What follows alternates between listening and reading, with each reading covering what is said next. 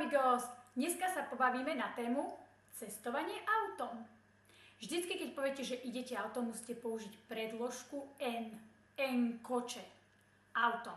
Napríklad, vojen koče. Idem autom. Tu vas en koče. Ty ideš autom. No a vieš sloveso šoferovať? Šoferovať je conducir. Ale pozor, toto sloveso je nepravidelné.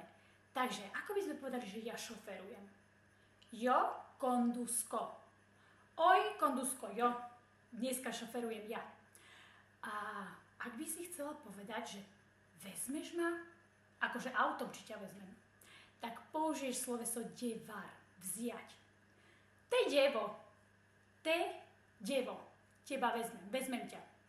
Alebo sa ťa opýtam, te llevo, vezmem ťa? A ty mi povieš, sí, me puedes llevar, môžeš ma vziať? Adiós!